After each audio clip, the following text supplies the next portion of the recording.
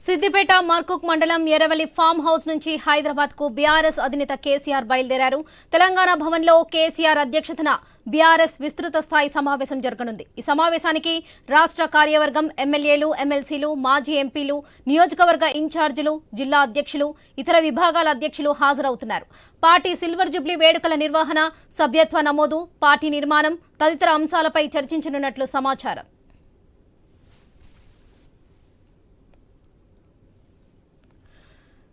సిద్దిపేట మర్కుక్ మండలం Erravalli farm house నుంచి హైదరాబాద్ కు బీఆర్ఎస్ అధినేత కేసీఆర్ బయలుదేరారు. తెలంగాణ భవన్లో కేసీఆర్ అధ్యక్షతన బీఆర్ఎస్ విస్తృత స్థాయి సమావేశం జరగనుంది. ఇదే విషయానికి సంబంధించి మరిన్ని అప్డేట్స్ మా ప్రతినిధి స్వామి అందిస్తారు.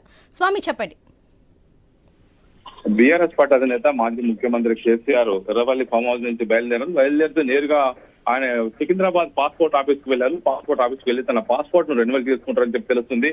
ప్రధానంగా ఈ రోజు బీఆర్ఎస్ పార్టీ కార్యాలయంలో నిర్వహించేటువంటి విస్తృత సమావేశంలో ఆయన పాల్గొంటారు. ఆ పాల్గొనడం కోసం బయలుదేరినటువంటి కేసీఆర్ తన షెడ్యూల్లో భాగంగా ఈ రోజు ఆ పాస్పోర్ట్ ఆఫీస్ లో తన అపాయింట్మెంట్ ఉంది. అపాయింట్మెంట్ మేరకు ఆయన అక్కడ తన పాస్పోర్ట్ రెన్యువల్ చేసుకుని తెలంగాణ భవన్ కు వస్తారని తెలుస్తుంది. ఈ రోజు బీఆర్ఎస్ పార్టీ విస్తృత సమావేశంలో పార్టీకి సంబంధించినటువంటి కీలకమైన నేతలందరూ కూడా ఆహ్వానించారు. 400 మందికి పైగా ప్రతినిధులు ఈ సమావేశానికి ఆహ్వానించి పార్టీకి సంబంధించినటువంటి భవిష్యత్ కార్యాచరణ, వివిధ రకాల వ్యూహాలపైన చేశారు చర్చించుతున్నారు. ప్రధానంగా ఒకవైపు ఇప్పటికే పార్టీ నిర్మాణము, సిల్వర్ జూబ్లీ వేడుకలపై కూడా పార్టీ అధినేత హోదాలని వాళ్ళకి దిశానిర్దేశం చేస్తారు. ఒకవైపు ఎమ్మెల్యేలు, ఎమ్మెల్సీలు, ఎంపీలు, మాజీ ఎమ్మెల్యేలు, మాజీ ఎమ్మెల్సీలు, మాజీ ఎంపీలతో పాటు మాజీ మంత్రులు, మరోవైపు డీసీఎంఏ చైర్మన్లు, డిసి చైర్మన్లు, జిల్లా పరిషత్ మాజీ చైర్మన్లు అందరూ కూడా ఈ సమావేశం ఆహ్వానించారు. వారందరితో పాటు రాష్ట్ర కార్యవర్గ సభ్యులు కూడా హాజరు అవుతున్నారు. దాదాపు 400 మందికి తెలంగాణ భవన్ సిబ్బంది అంతా కూడా ఇప్పటికే ఆహ్వానాలు పంపినట్టుగా తెలుస్తుంది.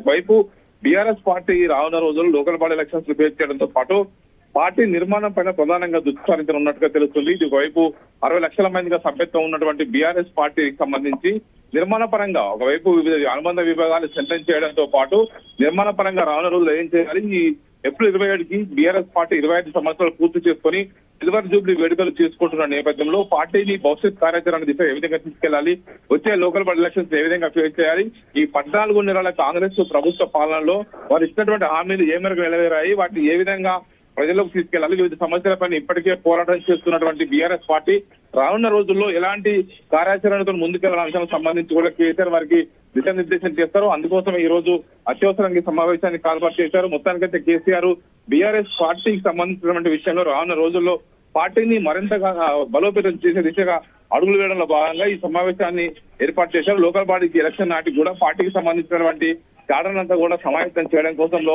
కేసీఆర్ ఈ రోజు ఈ సమావేశం ద్వారా ఒక దిశానిర్దేశం చేయనున్నారు.